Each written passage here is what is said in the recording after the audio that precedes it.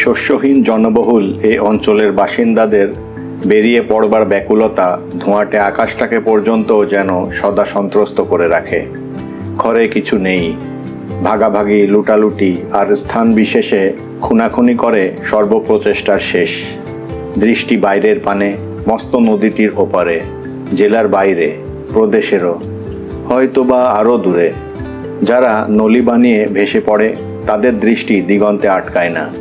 জ্বালাময়ী আশা, ঘরে হা শূন্য মুখ থোবড়ানো নিরাশা বলে তাতে মাত্রাতিরিক্ত প্রখরতা। দূরে তাকিয়ে যাদের চোখে আশা জ্বলে তাদের আর তর্সয় না। দিনমান ক্ষণের সবুর ফাঁসির সামিল, তাই তারা ছোটে। অন্য অঞ্চল থেকে গভীর রাতে যখন ঝিমধরা রেলগাড়ি সর্পিল গতিতে এসে পৌঁছয় এদেশে, তখন হঠাৎ আগাগোড়া তার দীর্ঘদেহে ঝাঁকুনি লাগে। ঝনঝন করে ওঠে লোহা লক্কর।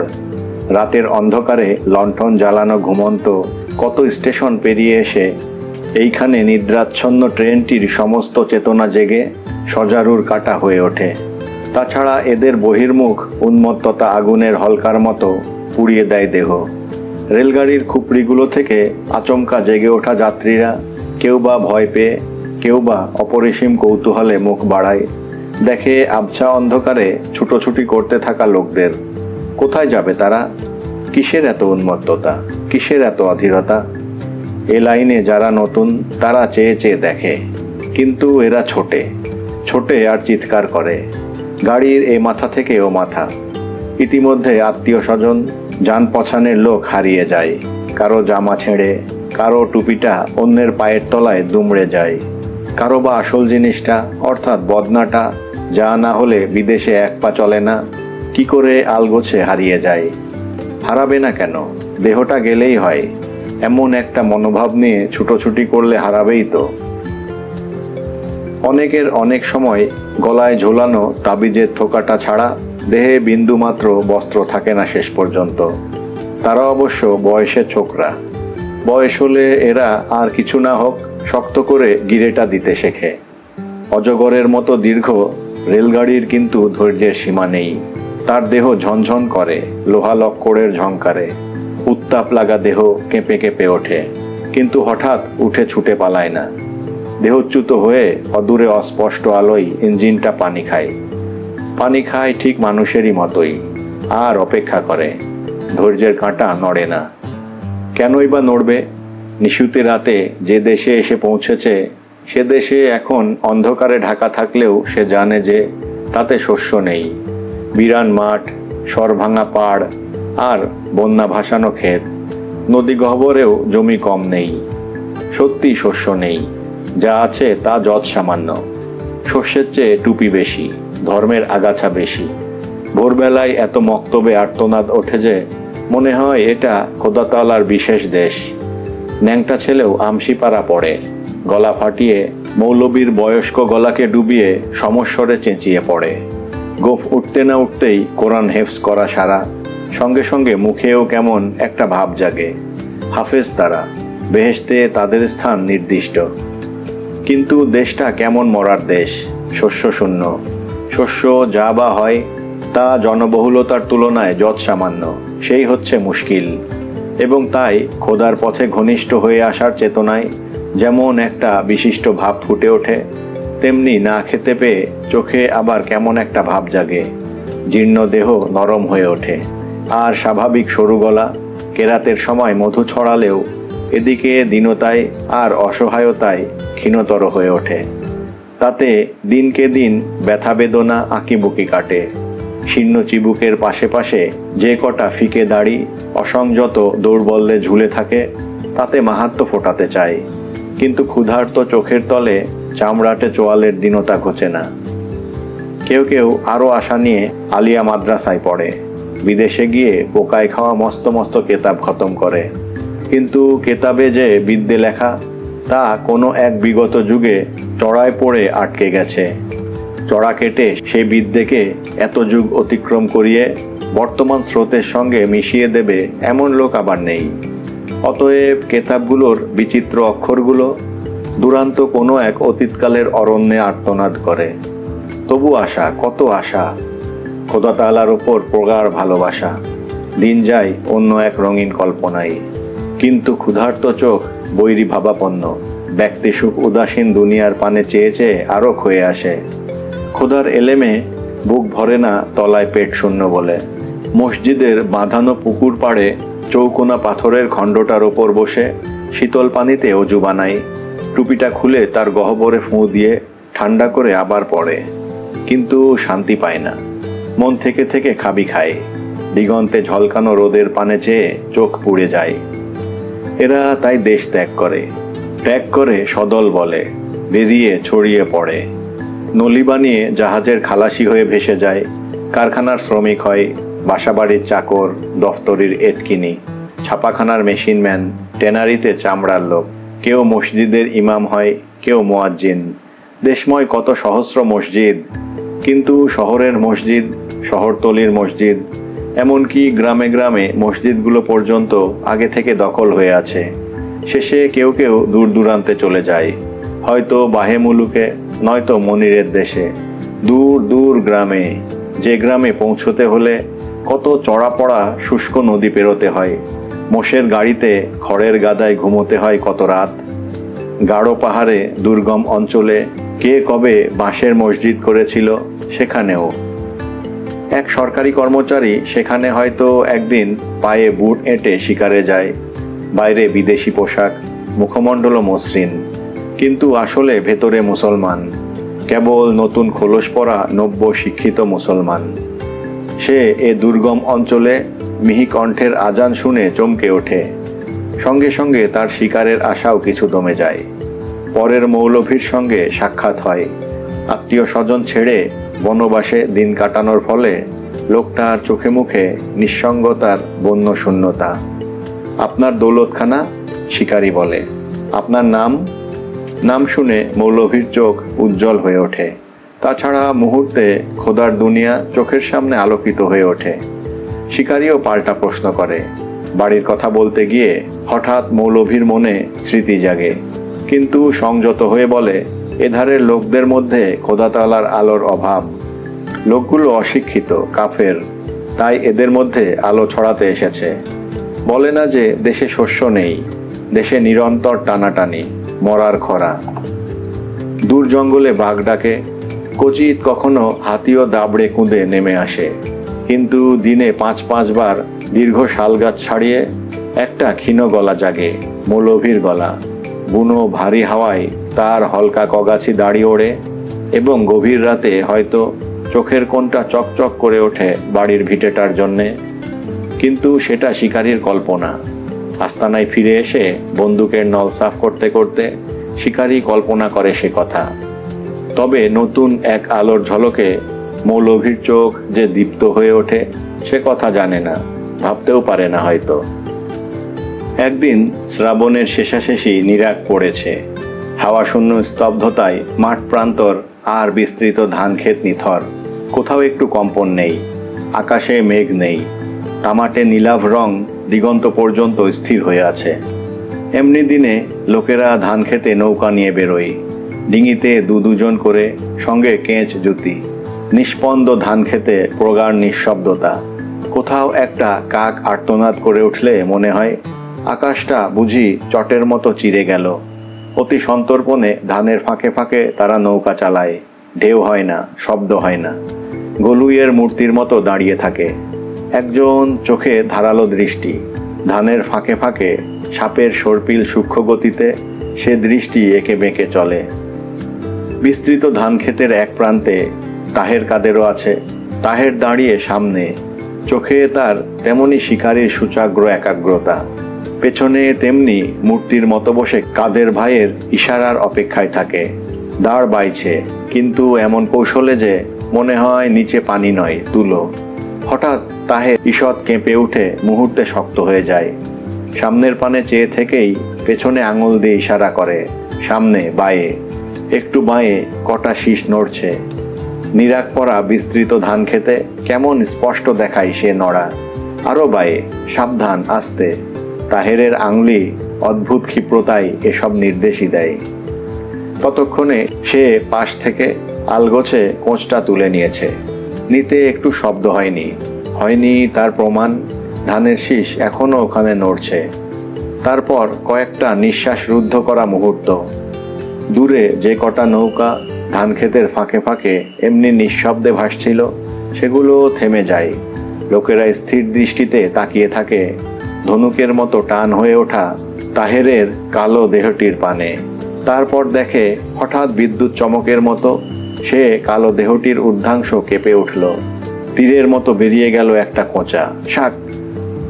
একটু পরে একটা বৃহৎ রুই মুখ হাঁ করে ভেসে ওঠে। আবার নৌকা চলে ধীরে ধীরে সন্তর্পণে। একসময় ঘুরতে ঘুরতে তাহেরদের নৌকা মতিগঞ্জের সড়কটার কাছে এসে পড়ে। কাদেরের পেছনে বসে তেমনি নিষ্পলক দৃষ্টিতে চেয়ে আছে তাহেরের পানে, তার আঙুলের ইশারার জন্যে। হঠাৎ এক সময় দেখে তাহের সড়কের পানে চেয়ে কি দেখছে, চোখে বিস্ময়ের ভাব। সেও সেদিকে তাকায়। দেখে মতিগঞ্জের সড়কের ওপরেই একটি অপরিচিত লোক আকাশের পানে হাত তুলে মোনাজাতের ভঙ্গিতে দাঁড়িয়ে আছে। শীর্ণ মুখে কগাছি দাড়ি, চোখ নির্মিলিত। মুহূর্তের পর মুহূর্ত কাটে, লোকটির চেতনা নেই। নিরাক পড়া আকাশ যেন তাকে পাথরের মূর্তিতে রূপান্তরিত করেছে। কাদের আর তাহের অবাক হয়ে চেয়ে চেয়ে দেখে। মাছকে সতর্ক করে দেবার ভয়ে কথা হয় না, কিন্তু পাশেই একবার ধানের শীষ স্পষ্টভাবে নড়ে ওঠে, ঈষৎ আওয়াজও হয়। সেদিকে দৃষ্টি নেই। এক সময়ে লোকটি মোনাজাত শেষ করে। কিছুক্ষণ কি ভেবে ঝট করে পাশে নামিয়ে রাখা পুটলিটা তুলে নেয়। তারপর বড় বড় পা ফেলে উত্তর দিকে হাঁটতে থাকে। উত্তর দিকে খানিকটা এগিয়ে মহব্বতনগর গ্রাম। তাহের ও কাদেরের বাড়ি সেখানে। অপরাহ্নের দিকে মাছ নিয়ে দুভাই বাড়ি ফিরে দেখে খালেক ব্যাপারীর ঘরে কেমন একটা জটিল ব্যাপার।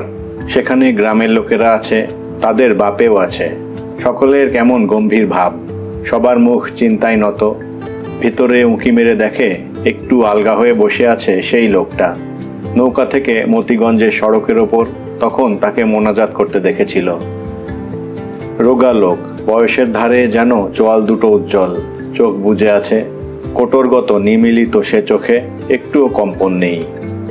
এভাবেই মজিদের প্রবেশ হলো মহব্বতনগর গ্রামে। প্রবেশটি নাটকীয় হয়েছে সন্দেহ নেই, কিন্তু গ্রামের লোকেরা নাটকের পক্ষপাতী। সরাসরি মতিগঞ্জের সড়ক দিয়ে যে গ্রামে এসে ঢুকবে, তার চেয়ে বেশি পছন্দ হবে তাকে যে বিলটার বড় অশ্বত্থ গাছটা থেকে নেমে আসবে। মজিদের আগমনটা তেমনই চমকপ্রদ এই জন্যে যে তার আগমন মুহূর্তে সমগ্র গ্রামকে চমকে দেয়। শুধু তাই নয়, গ্রামবাসীদের নির্বুদ্ধিতা সম্পর্কে তাদের সচেতন করে দেয়, অনুশোচনায় জর্জরিত করে দেয় তাদের অন্তর। শীর্ণ লোকটি চিৎকার করে গালাগাল করে লোকদের। খালেক ব্যাপারী ও মাতব্বর রেহান আলী ছিল, জোয়ান মদ্য কালুমতি তারাও ছিল, কিন্তু লজ্জায় তাদের মাথা হেঁট। নবাগত লোকটির কোটরাগত চোখে আগুন। আপনারা জাহেল, বেএলেম, আনপাড়, মোদাসের পীরের মাজারকে আপনারা এমনি করে ফেলে রাখছেন। গ্রাম থেকে একটু বাইরে একটা বৃহৎ বাঁশঝাড়, মোটাসোটা হলদে তার গুঁড়ি। সেই বাঁশঝাড়ের কগজ ওধারে একটা পরিত্যক্ত পুকুরের পাশে ঘন সন্নিবিষ্ট হয়ে আছে গাছপালা, যেন অনেকদিন কার বাগান ছিল সেখানে। তারই একধারে টাল খাওয়া ভাঙা এক প্রাচীন কবর। ছোট ছোট ইটগুলো বিবর্ণ শ্যাওলাই সবুজ, যুগ যুগের হাওয়ায় কালচে। ভেতরে সুড়ঙ্গের মতো, শেয়ালের বাসা হয়তো। ওরা কি করে জানবে যে ওটা মোদাসের পীরের মাজার? সবাই 80 বৃদ্ধ সলোমনের বাপও ছিল, হাঁপানির রোগী। সে দম খিঁচে লজ্জায় নত করে রাখে চোখ। আমি ছিলাম গারো পাহাড়ে, মধুপুর গড় থেকে 3 দিনের পথ। মজিদ বলে যে সেখানে সে সুখে শান্তিতেই ছিল, কোলা ভরা ধান, গরু, ছাগল। তবে সেখানকার মানুষরা কিন্তু অশিক্ষিত, বর্বর। তাদের মধ্যে কিঞ্চিত খোদার আলো ছড়াবার জন্যই অমন বিদেশ বিভুঁয়ে সে বাস করছিল। তারা বর্বর হলে কি হবে? দিল তাদের সাচ্চা, খাঁটি সোনার মতো। খোদা রসুলের ডাক একবার দিলে পৌঁছে দিতে পারলে তারা বেচাইন হয়ে যায়। তাছাড়া তাদের খাতির যত্ন ও স্নেহ মমতার মধ্যে বেশ দিন কাটছিল। কিন্তু সে একদিন স্বপ্ন দেখে, সে স্বপ্নই তাকে নিয়ে এসেছে এত দূরে। মধুপুর গড় থেকে 3 দিনের পথ। সে দুর্গম অঞ্চলে মজিদ যে বাড়ি গড়ে তুলেছিল তা নিমেষের মধ্যে ভেঙে ছুটে চলে এসেছে। লোকেরা ইতিমধ্যে বার কয়েক শুনেছে সে কথা, তবু আবার উৎকণ্ঠ হয়ে ওঠে। উনি একদিন স্বপ্নে ডাকি বললেন।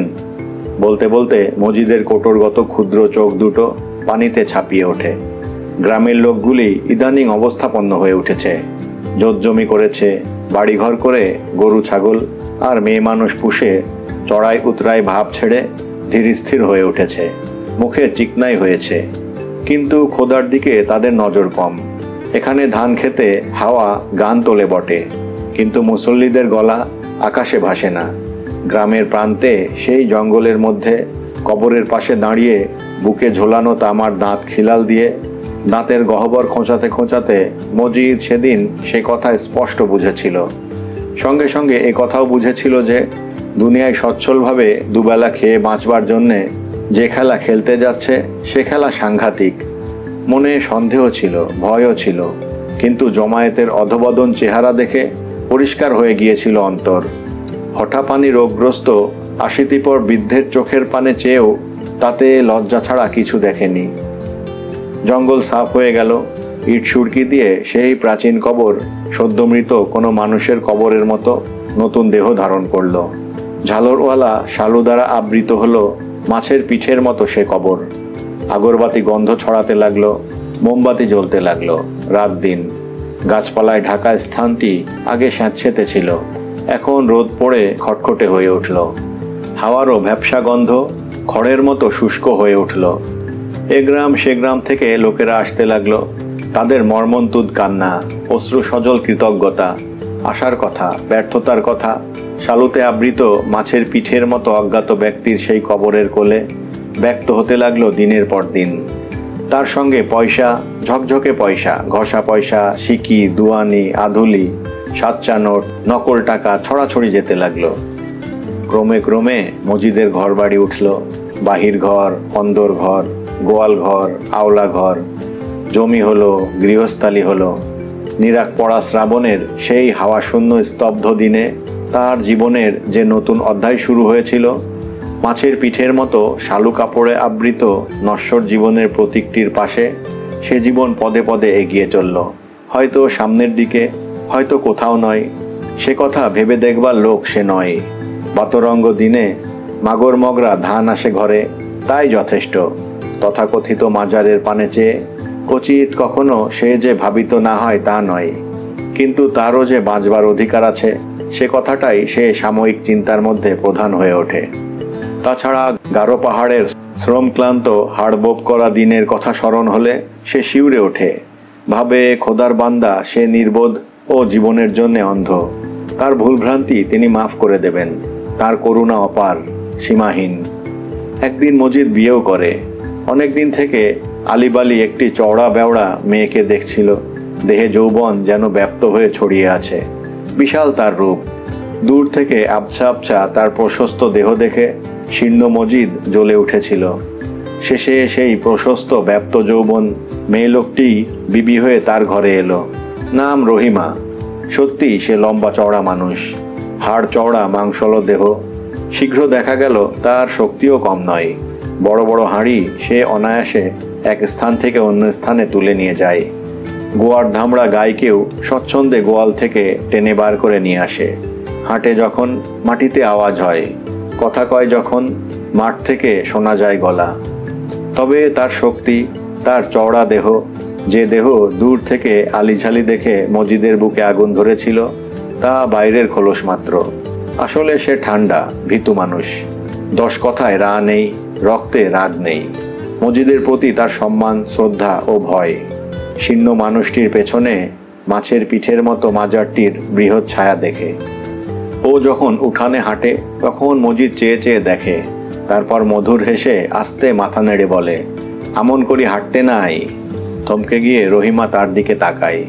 মজিদ বলে, অমন করি হাঁটতে নাই বিবি, মাটিয়ে গোস্য করে। এ মাটিতেই তো একদিন ফিরি যাইবা। থেমে আবার বলে, মাটিরে কষ্ট দেওয়ান গুনাহ। এ কথা আগেও শুনেছে রহিমা। মুরব্বীরা বলেছে, বাড়ির আত্মীয়রা বলেছে। মজিদের কথায় বাইরে শালু কাপড়ে আবৃত মাজারটির কথা স্মরণ হয়। মজিদ নীরবে চেয়ে চেয়ে দেখে। রহিমার চোখে ভয়। মধুরভাবে হেসে আবার বলে, অমন করি কখনো হাঁটিও না, কবরে আজাব হইবে। শক্তিমত্তা নারীর উজ্জ্বল পরিষ্কার চোখে ঘনায়মান ভয়ের ছায়া দেখে মজিদ খুশি হয়। তারপর বাইরে গিয়ে কোরআন তেলাওয়াত শুরু করে। গলা তার ভালো, পড়বার ভঙ্গিও সুন্দর। একটা চমৎকার সুরে সারা বাড়ি ভরে যায়, যেন হাসনা হেনার মিষ্টি মধুর গন্ধ ছড়ায়। কাজ করতে করতে রহিমা থমকে যায়, কান পেতে শোনে। খোদা তাআলার রহস্যময় দিগন্ত তার অন্তরে যেন বিদ্যুতের মতো থেকে থেকে ঝিলিক দিয়ে ওঠে। একটি অব্যক্ত ভীতিও ঘনিয়ে আসে মনে। সে খোদাকে ভয় পায়, স্বামী মজিদকেও ভয় পায়। পুকুরে গোসল করে সিক্ত বসনে উঠানে দাঁড়িয়ে রহিমা যখন চুল ঝাড়ে, তখনও চেয়ে চেয়ে দেখে মজিদ। বিছানার পাশে যে দেহটি তাল পায় না, সে দেহটি এখন সিক্ত কাপড় ভেদ করে অদ্ভুত সুন্দর হয়ে ওঠে। তার চোখ চকচক করে, কিন্তু রহিমার চেতনা নেই। গলা কেশে মজিদ বলে, খোলা জায়গায় অমন বেশরমের মতো দাঁড়ায়ও না বিবি। সচকিত হয়ে রহিমা হাত নামায়, বুকে ভালো করে আঁচল দেয়। পেছনে সাপটে থাকা কাপড় আলগা করে দিয়ে এধার ওধার যেন বেগান বোগায়ের লোকের সন্ধানে তাকায়। কিন্তু ওই তো কেবল মজিদ বসে আছে দরজার পাশে, হাতে হুঁকা, গলা সীসার মতো। অবশেষে লজ্জা আসে রহিমার সারা দেহে। দ্রুত পায়ে সে আড়ালে চলে যায়। মজিদের সামনে এমনভাবে আর দাঁড়ায় না কখনো। গ্রামের লোকেরা যেন রহিমারই অন্য সংস্করণ। তাগড়া তাগড়া দেহ, চেনে জমি আব্বা ধান, চেনে পেট। খোদার কথা নেই, স্মরণ করিয়ে দিলে আছে, নচেত ভুল মেরে থাকে। জমির জন্যে প্রাণ। সে জমিতে বর্ষণহীন খরার দিনে ফাটল ধরলে তখন কেবল স্মরণ হয় খোদাকে। কিন্তু জমি এধারে উর্বর, চারা ছড়িয়েছে কি সোনা ফলবে। মানুষরাও পরিশ্রম করে, জমিও সে শ্রমের সম্মান দেয়। দেয় তো বুক উজাড় করে দেয়। মাঠে গিয়ে মানুষ মেঠো হয়ে ওঠে, কখনো ঘরোয়া হিংসে বিদ্বেষের জন্যে বা আত্মমর্যাদার ভুয়ো ঝান্ডা উঁচিয়ে রাখবার জন্যে তারা জমিকে দাবার ছকের মতো ভাগ করে ফেলে। সে জমিকেই আবার রক্ত দিয়ে রক্ষা করতে দ্বিধা করে না। হয়তো দুনিয়ার দূষিত আবহাওয়ার মধ্যে তারা বর্বরতার নীচতায় নেমে আসে। কিন্তু যখন জমির গন্ধ নাকে লাগে, মাটির এলেখা বড় দলগুলোর পানে চেয়ে আপন রক্ত মাংসের কথা স্মরণ হয়, তখন ভুলে যায় সমস্ত হিংসা বিদ্বেষ। সিপাহের খণ্ডিত ছিন্ন দেহের একতাল অর্থহীন মাংসের মতো জমিও তখন প্রাণের চাইতে বড় হয়ে ওঠে। খাবলা খাবলা রুঠা জমি, ডোবা জমি, কাদা জমি, ফাটল ধরা জ্যৈষ্ঠের জমি, সব জমি একান্ত আপন। কোনোটার প্রতি অবহেলা নেই। যেমন সুস্থ মুমূর্ষ বা জরা জর্জর আত্মীয় স্বজনের প্রতি দৃষ্টিভেদ থাকে না মানুষের। মাথার ঘাম পায়ে ফেলে তারা খাটে, হয়তো কাঠফাটা রোদ, হয়তো মুষলধারে বৃষ্টি। তারা পরিশ্রম করে চলে। অগ্রহায়ণের শীত খোলা মাঠে হাড় কাঁপায়। রোদ পানি খাওয়া মোটা কর্কশ ত্বকের ডাসা লোমগুলো পর্যন্ত জল শীতল হাওয়ায় খাড়া হয়ে ওঠে। তবু কোমর পরিমাণ পানিতে ডুবে থাকা মাঠ সাফ করে, সযত্নে সস্নেহে সাফ করে যত জঞ্জাল। কিন্তু জঞ্জালের আবার শেষ নেই। কার্তিকে পানি সরে এলেও কচুরিপানা জড়িয়ে জড়িয়ে থাকে জমিতে। তখন আবার দল বেঁধে লেগে যায় তারা। ভাগ্যকে ঘষে সাফ করবার উপায় নেই। কিন্তু যে জমি জীবন, সে জমিকে জঞ্জাল মুক্ত করে ফসলের জন্য তৈরি করে। তার জন্য অক্লান্ত পরিশ্রমকে ভয় নেই। এদিকে সূর্য ক্রমশ দূরপথ ভ্রমণে বেরোয়। ঝিমিয়ে আসে তাপ। মেঘশূন্য আকাশের জমাট ঢালা নীলিমার মধ্যে শুকিয়ে ওঠে দিক বিস্তৃত মাঠ। তখন শুরু হয় আরেক দফা পরিশ্রম। রাত নেই, দিন নেই, হাল দেয়। তারপর ছড়ায়। তার ছড়াবার সময় না তাকায় দিগন্তের পানে, না স্মরণ করে খোদাকে। এবং খোদাকে স্মরণ করে না বলেই হয়তো চারা ছড়ানো জমি শুকিয়ে কঠিন হতে থাকে। রোদ চড়া হয়ে আসে। শূন্য আকাশ বিশাল নগ্নতায় নীল হয়ে জ্বলে, পুড়ে মরে। নধর নধর হয়ে ওঠা কচি কচি ধানের ডগার পানে চেয়ে বুক কেঁপে ওঠে তাদের। তারা দল বেঁধে আবার ছোটে। তারপর রাত নেই, দিন নেই, বিল থেকে কেঁদে কেঁদে পানি তোলে। সামান্য ছুতোই প্রতিবেশীর মাথায় দা বসাতে যাদের বিন্দুমাত্র দ্বিধা হয় না, তাদেরই বুক বিমর্ষ আকাশের তলে কচি নধর ধান দেখে শঙ্কিত হয়ে ওঠে। মাটির তৃষ্ণায় তাদেরও অন্তর খাঁ খাঁ করে। রাত নেই, দিন নেই, কেঁদে করে পানি তোলে মনকে মন। এত শ্রম, এত কষ্ট, তবু ভাগ্যের ঠিক ঠিকানা নেই। চৈত্রের শেষ দিক বা বৈশাখের শুরু। ধান ওঠে ওঠে, এমন সময় কোনো এক দুপুরে কালো মেঘের সাথে আসে ঝড়, আসে শিলাবৃষ্টি, হয়তো না বলে না কয়ে নিমেষের মধ্যে ধ্বংস করে দিয়ে যায় মাঠ। কোচবিদ্ধ হয়ে নিহত সমীর উদ্দিনের রক্তাঙ্গুত দেহের পানে চেয়ে আবেদ জাবেদের মনে দানবীয় উল্লাস হতে পারে, কিন্তু এখন তারা পাথর হয়ে যায়। যার একরত্তি জমি নেই তারও চোখ ছলছল করে ওঠে, এবং হয়তো তখন খোদাকে স্মরণ করে, হয়তো করে না।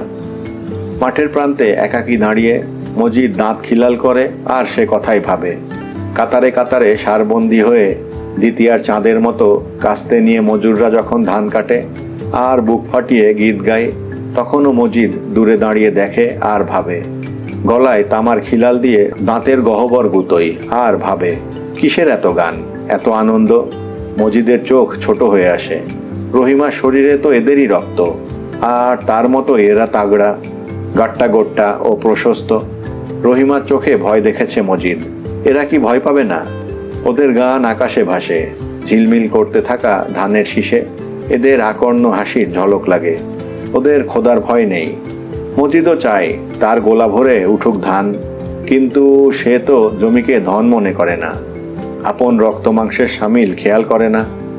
সন্দৃষ্টিতে অবশ্য চেয়ে চেয়ে দেখে ধান কাটা, কিন্তু তাদের মতো লোম জাগানো পুলক জাগে না তার অন্তরে। হাসি তাদের প্রাণ, এ কথা মজিদের ভালো লাগে না। তাদের গীত ও হাসিও ভালো লাগে না। ঝালরওয়ালা শালু কাপড়ে আবৃত মাজারটিকে তাদের হাসি আর গীত অবজ্ঞা করে যেন। জমায়েতকে মজিদ বলে, খোদাই রিজিক দেনেওয়ালা। শুনে শালু কাপড়ের ঢাকা রহস্যময় চিরনীরব মাজারের পাশে তারা স্তব্ধ হয়ে যায়। মজিদ বলে, মাঠ ভরা ধান দেখে যাদের মনে মাটির প্রতি পূজার ভাব জাগে তারা ভূত পূজারী, তারা গুনাহগার। জমায়েত মাথা হেঁট করে থাকে। বতর দিন ঘুরে আসে, আবার পেরিয়ে যায়। মজিদের জমিজত বাড়ে, সঙ্গে সঙ্গে সম্মানও বাড়ে। গায়ের মাতব্বর ওর কথা ছাড়া কথা কয় না। সলা পরামর্শ, আদেশ উপদেশ, নসিহতের জন্যে তার কাছেই আসে। চিরনীরব শালু কাপড়ে আবৃত মাজারের মুখপাত্র হিসেবে তার কথা সাগ্রহে শোনে। খরা পড়লে তারই কাছে ছুটে আসে খতম পড়বার জন্যে। খোদা রিজিক দেনেওয়ালা, এ কথা তারা আজ বোঝে। মাঠের বুকে গান গেয়ে গজব কাটানো যায় না, বোঝে। মজিদও আত্মবিশ্বাস পায়। মজিদ 7 ছেলের বাপ দুদু মিয়াকে প্রশ্ন করে, কলমা জানো মিয়া? ঘাড় গুঁজে আধা পাকা মাথা চুলকায় দুদু মিয়া, মুখে লজ্জার হাসি। গর্জে উঠে মজিদ বলে, হাসি থামাও মিয়া। থতমত খেয়ে হাসি বন্ধ করে দুদু মিয়া। 7 ছেলের এক ছেলে সঙ্গে এসেছিল। সে বাপের অবস্থা দেখে খিলখিল করে হাসে। বাপের মাথা নত করে থাকার ভঙ্গিটা যেন গাধার ভঙ্গির মতো হয়ে উঠেছে। চোখ কিন্তু তার পিটপিট করে, বলে, আমি গরিব মুরুক্কু মানুষ। খোদাকে হয়তো সে জানে, কিন্তু জ্বলন্ত পেটের মধ্যে সব কিছু যেন বাষ্প হয়ে মিলিয়ে যায়। ভেতরে গনগনে আগুন, সব উড়ে যায়, পুড়ে যায়। আজ লজ্জায় মাথা নত করে রাখে, গাধার মতো পিঠে ঘাড়ে সমান। এবার খালেক ব্যাপারী ধমকে ওঠে, কলমা জানোস না বেটা? সে আর মাথা তোলে না, ছেলেটা হাসে। খালেক ব্যাপারী একটি মক্তব দিয়েছে, এর মধ্যেই এক পাল ছেলে মেয়ে জুটে গেছে। ভোরে যখন কলতান করে আমশিপাড়া পড়ে, তখন কখনো মজিদের মনে স্মৃতি জাগে, শৈশবের স্মৃতি। যে দেশ ছেড়ে এসেছে, যে শস্যহীন দেশ তার জন্মস্থান, সেখানে একদা এক মক্তবে এই রকম করে সে আমশিপাড়া পড়ত। অবশেষে মজিদ আদেশ দেয়, ব্যাপারীর মক্তবে তুমি কলমা শিখবা। ঘাড় নেড়ে তখনই রাজি হয়ে যায় লোকটি। শেষে মুখ তুলে বোকার মতো বলে, গরিব মানুষ, খাইবার পাই না। লোকটির মাথায় যেন ছিটা। যত্রতত্র কারণে অকারণে না খেতে পাওয়ার কথাটি শোনানো অভ্যাস তার। শুনিয়ে হয়তো মানুষের সমবেদনা আকর্ষণ করার চেষ্টা করে, কিন্তু লোকে খেতে পায় না। এতে সমবেদনার কি আছে? প্রশ্ন থাকলে তো সমবেদনা থাকবে। ও কি করে অমন গাধার মতো ঘাড়পিঠ সমান করতে পারে, সে কথা তো কেউ জিজ্ঞেস করে না। দৃশ্যটি অবশ্য উপভোগ করে। মজিদের পক্ষ থেকে খালেক ব্যাপারী ধমকে বলে, হইছে হইছে, ভাগো। একদিন ধাড়াধাড়ি ছেলে কয়েকটি পাকড়াও করে মজিদ। কিরে বেটা, খতনা হয়েছে? একটি ছেলে আরেকটিকে আঙুল দেখিয়ে বলে, অর অয় নাই। সে রেগে বলে, অরও অয় নাই। শুনে আগুন হয়ে যায় মজিদ। বলে, পরশুদিন জুম্মাবার, সেদিন যদি দুজনেরই একসাথে খতনা না হয় তবে মুশকিল হবে। একবার একটি ছেলে বলে, হেই, কবে আমার খতনা হইছে? তার বাপও মাথা নেড়ে সায় দেয়, ছোট থাকতেই খতনা দিছি। মিছা কথা না হুজুর। কিন্তু মজিদ বিশ্বস্ত সূত্রে শুনেছে ছেলেটির খতনা হয়নি। গর্জন করে উঠে বলে, তোল লুঙ্গি। বাপ আবার বলে, খোদার কসম, ওর খতনা হইছে। কিন্তু তার কথায় কান না দিয়ে মজিদ বিদ্যুৎ বেগে ছুটে গিয়ে ঢ্যা করে তুলে ফেলে তার লুঙ্গি। ছেলেটি পালাবার উপক্রম করছিল, থাবা দিয়ে তার ঘাড় ধরে ফেলে মজিদ। বাপও পালাই পালাই করছিল, কিন্তু কিভাবে পালায় ভেবে না পেয়ে ওখানে বোকার মতো চোখ মেলে বসে থাকে। খানিকক্ষণ বাপ পুতকে একসঙ্গে গালাগাল করে ছেলেটিকে ধরে নিয়ে এসে মজিদ নিজের বাইরের ঘরে খুঁটির সঙ্গে বেঁধে রাখে। বলে, আজই নামাজের পর আমি তোর খতনা দিমু। দাড়িগোঁফ ওঠা মদ্যের মতো ছেলে ঠিরঠির করে কাঁপতে থাকে। বাপের মুখে রা নেই, শুকিয়ে সে মুখ আমসি হয়ে গেছে। সারাটি দুপুর কোরবানির ছাগলের মতো খুঁটিবন্দি হয়ে থাকে ছেলেটি। আসরের নামাজের পর মজিদ ছুরি তেনা নিয়ে আসতেই সে তারস্বরে আর্তনাদ করে উঠে কান্না জুড়ে দেয়। দেখে বাপের আর সয় না, সেও হাউমাউ করে কেঁদে ওঠে। বাইরে লোক জমে গিয়েছিল, খালেক ব্যাপারীও এসেছিল ব্যাপার দেখতে। তারা ধমকাতে থাকে বাপকে। দাঁত কড়াকড়ি করে মজিদ।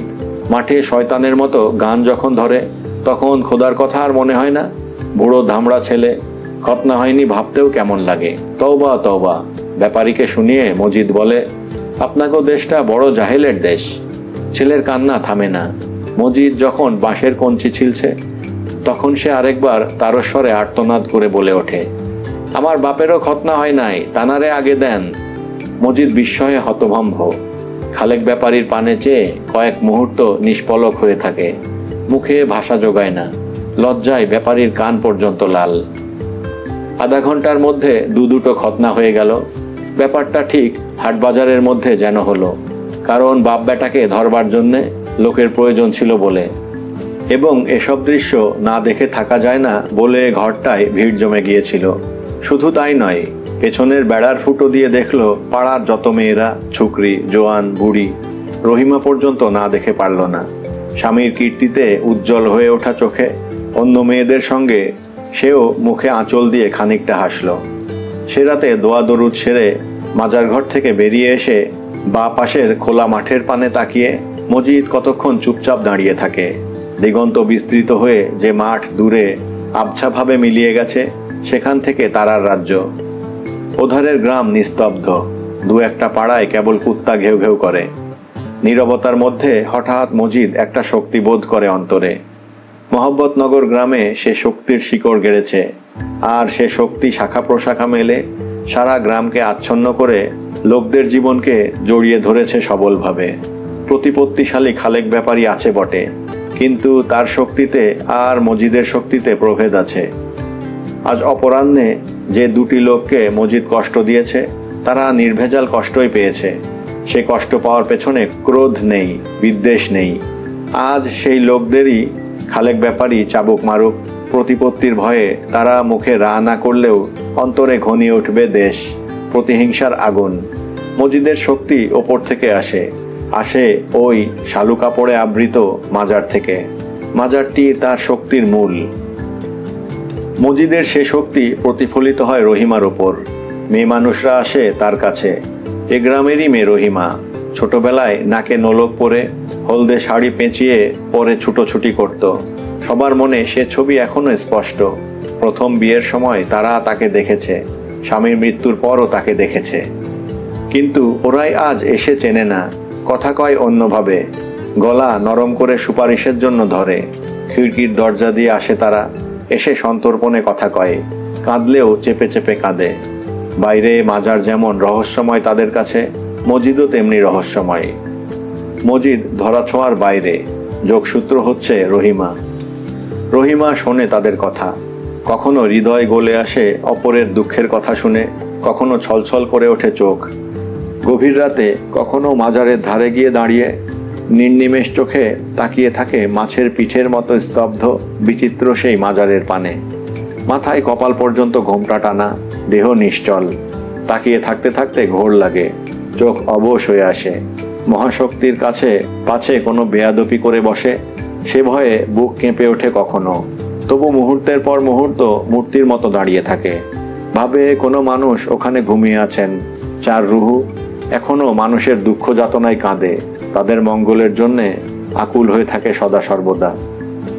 কখনো কখনো অতি সঙ্গোপনে রহিমা একটা আর্জি জানায়, বলে তার সন্তান নেই, সন্তান শূন্য কোলটি খা খা করে, তিনি তাকে যেন একটি সন্তান দেন। আর্জি জানায় চোখের আকুলতায়, এদিকে ঠোঁট পর্যন্ত কাঁপে না। অতি গোপন মনের কথা শিশুর সরলতায় শালু কাপড়ে ঢাকা রহস্যময় মাজারের পানে চেয়ে বলে, না হয় লজ্জা, না হয় দ্বিধা। একদিন হঠাৎ এই সময় দমকা হাওয়া ছোটে। জঙ্গলের যে কটা গাছ আজও অকর্তিত অবস্থায় বিরাজমান, তাতে আচমকা গোঙানি ধরে। হাওয়া এসে এখানে শালু কাপড়ের প্রান্ত নাড়ে, কেঁপে ওঠা মোমবাতির আলোয় ঝলমল করে ওঠে রূপালী ঝালর। রহিমাও কেঁপে ওঠে, কি একটা মহাভয় তার রক্ত শীতল করে দেয়। মনে হয় কে যেন কথা কইবে আকাশের মহাতামিশ্রার বুক থেকে। বিচিত্র এক কণ্ঠ সহসা জেগে উঠবে, আবার স্থির হয়ে যায়। মোমবাতির শিখাও নিষ্কম্প, স্থির হয়ে ওঠে। ওপরে আকাশ ভরা তারা তেমনি নীরব। কোনোদিন রহিমা সারা মানবজাতির জন্য দোয়া করে, ও পাড়ার ছুনুর বাপ মরণ রোগে যন্ত্রণা পাচ্ছে, তাকে শান্তি দাও। খেতানের মা পক্ষাঘাতে কষ্ট পাচ্ছে, তার উপর করুণা করো। কারা একপাল ছেলে মেয়ে নিয়ে ভাতে কষ্ট পাচ্ছে, তাদের উপর করুণা করো, রহমত করো। 4 গ্রাম পরে বড় নদী, কদিন আগে সেই নদীতে ঝড়ের মুখে ডুবে মারা গেছে কটি লোক। তাদের কথা স্মরণ করে বলে, ঘরে স্ত্রী পুত্র রেখে নৌকা নিয়ে যারা নদীতে যায়, তাদের উপর যেন তোমার রহমত হয়। অনেক সময় অদ্ভুত আর্জি নিয়ে মেয়ে লোকেরা আসে রহিমার কাছে, যেমন আসে ধান ভান্নি হাসুনির মা। বহুদিন আগে নিরাক পড়া এক শ্রাবণের দুপুরে মাছ ধরতে মতিগঞ্জের সড়কের ওপর যারা প্রথম মজিদকে দেখেছিল, সেই তাহের আর কাদেরের বোন হাসুনির মা। সে এসে বলে, আমার এক আর্জি। এমন এক ভঙ্গিতে বলে যে রহিমার হাসি পায়, কিন্তু মনে মনেই হাসে, গম্ভীর হয়ে থাকে বাইরে। হাসুনির মা বলে, আমার আর্জি ওনারে কইবেন আমার যেন মওত হয়। এবার ঈষৎ হেসে রহিমা বলে, কেন গো বিটি, জ্বালা আর সহ্য হয় না বুবু, আল্লাহ যেন আমারে সত্তর দুনিয়া ঠিক লইয়া যায়। সকৌতুকে রহিমা প্রশ্ন করে, তোমার হাসুনির কি হইব তুমি মরলে? সেদিকে তার ভাবনা নেই, আপনা থেকেই যেন উত্তর যোগায় মুখে, তুমি নিবা বুবু, তোমারই হাতে সোপর্দ কইরা আমি খালাস হমু। রহিমা হাসে, হাতে কাঁথার কাজ, হাসে আর মাথা নত করে কাঁথা সেলাই করে। একদিন হাসুনির মা এসে বলে, আমার এক আর্জি বুবু, কও। ওনারে কইবেন বুড়া বুড়ি 2 গারে জানি দুনিয়ার থান লইয়া যায় খোদাতালা। কৃত্রিম বিস্ময়ে চোখ তুলেছে রহিমা প্রশ্ন করে, ওইটা আবার কেমন কথা হইল? হ, খাঁটি কথা কইলাম বুবু, 2টা লাঠালাঠি চুলাচুলি আর দেখতে ভাল লাগে না। বুড়ো বাপ তার ঢ্যাঙা দীর্ঘ মানুষ, মা ছোটখাটো কোঁকড়ানো, কিন্তু দুজনের মুখে বিষ, ঝগড়া ফ্যাসাদ লেগেই আছে। তবে একদিন এমন লাগা লাগে যে খুনোখুনি হবার জোগাড়। ঢ্যাঙা লোকটি তেড়ে আসে বারবার, ঘুণ ধরা হাড় কর কর করে। বুড়ি ওদিকে নড়ে চড়ে না, এক জায়গায় বসে থেকে মাথা ঝাঁপিয়ে ঝাঁপিয়ে রাজ্যের গালাগাল জুড়ে দেয়। গালাগাল দিয়ে বুড়োকে যখন বিন্দুমাত্র ঘায়েল করতে পারে না, তখন শেষ অস্ত্র হানে। ওরে মরার বেটা, তুই কি ভাবছস? ভাবছস বুঝি পোলাগুলি তোর জন্মের? আল্লাহ সাক্ষী, এগুলি তোর জন্মের না, তোর জন্মের না। শুনে হাসুনির মায়ের কান লাল হয়ে ওঠে, আর আঁচলে মুখ লুকিয়ে হাসে। তাহের কাদের আর কনিষ্ঠ ভাই রতন, তাদের বুদ্ধি বিবেচনা থাকলেও তা আবার স্বার্থের ঘেরে ঢাকা। সামান্য হলেও বাপের জমি আছে, ঘর আছে, লাঙল গরু আছে। তার দিনও ঘনিয়ে এসেছে, আর বর্ষায় টেকে কিনা সন্দেহ। তারা চুপ করে শোনে। অন্ধক্রোধে কাঁপতে কাঁপতে বুড়া বাপ এগিয়ে আসে, ছেলেদের পানে চেয়ে বলে, হুনসোস কথা, হুনসোস? ছেলেরা সমস্বরে বলে, ঠ্যাঙা বেটি রে, ঠ্যাঙা। সমর্থন পেয়ে বুড়ো চেলা নিয়ে দৌড়ে আসে। তাহের শেষে জমি জোতের মায়া ছেড়ে বাপের হাত ধরে ফেলে, কাদের বোঝায়, থাক কইবার দাও, খোদাই তারে শাস্তি দিব। জন্মের কথা নিয়ে মায়ের উক্তি শুনে হাসুনির মায়ের কান লাল হয়ে ওঠে, কিন্তু পরে বুকে যন্ত্রণা হয়। তাই রহিমাকে এসে বলে কথাটা, হয় বুড়াবুড়ি 2টাই মরুক, নয় ওনারে কন এর একটা বিহিত করবার। হঠাৎ সমবেদনায় রহিমার চোখ ছলছল করে ওঠে, বলে, তুমি দুঃখ করিও না বিটি, আমি কমুনে। মেয়েটাকে তার ভালোই লাগে। দুস্থা মেয়ে, স্বামী মারা যাবার পর থেকে বাপের বাড়িতে আছে। বাড়িতে তিনটে মর্দা ছেলে বসে বসে খায়। এক মুঠোর মতো যে জমি, সে জমিতে ওদের পেট ভরে না, তাই টানাটানি আধ পেটা খেয়ে দিন গুজরান। বসে বসে অন্ন ধ্বংস করতে লজ্জা লাগে হাসুনির মায়ের। সে তো একা নয়, তার হাসুনিও আছে, তাই বাড়িতে ধান ভানে। কিন্তু কিছু একটা মুখ ফুটে চাইতে আবার লজ্জায় মরে যায়। রহিমা বলে, শ্বশুর বাড়িতে যাও না কেন? ওরা মনুষ্যী না, নিকা করো না কেন? কয়েক মুহূর্ত থেমে হাসুনির মা বলে, দিলে চায় না বুবু, জীবনে তার আর শখ নেই। তবে গায়ের আর মানুষের রক্ত তারও দেহে বয় বলে মাঠ ভরে ধান ফললে অন্তরে তার রং ধরে। বতর দিনে বাড়ি বাড়ি কাজ করে হাসুনির মায়ের ক্লান্তি নেই, মুখে বরঞ্চ চিকনাই দেখা দেয়। এমনি কোনো দিনে তাহের খোশ মেজাজে বলে, শরীরে রং ধরছে কেন, নিকা করবি নাকি? বুড়ি আমের আটির মতো মুখটা বাড়িয়ে বলে, বেটি নিকা করব বলেই তো মানুষটারে খাইছে। মানুষটা মানে তার মৃত স্বামী। তাহের কৌতুক বোধ করে, বলে, কেমনে খাইছস? হাসুনির মায়ের অন্তর তখন খুশিতে টলমল, কথা গায়ে মাখে না। হেসে বলে, গিলা খাইছি। মা বুড়ি আছে সামনে, নইলে গিলে খাওয়ার ভঙ্গিটাও একবার দেখিয়ে দিত। দূরে ধান খেতে ঝড় ওঠে, বন্য আসে পথভোলা অন্ধ হাওয়ায়। দিগন্ত থেকে গড়িয়ে গড়িয়ে আসে অফুরন্ত ঢেউ। ধান ক্ষেতের তাজা রঙে হাসুনির মায়ের মনে পুলক জাগে। আপন মনকেই ঠাট্টা করে বারবার শুধায়, নিকা করবি, নিকা করবি। কিন্তু কাকে করে? ওই বাড়ির মানুষকে পেলে কি করে? তেল চকচকে জোয়ান কালো ছেলে, গলা ছেড়ে যখন গান ধরে তখন ধানের ক্ষেতে যেন ঢেউ ওঠে।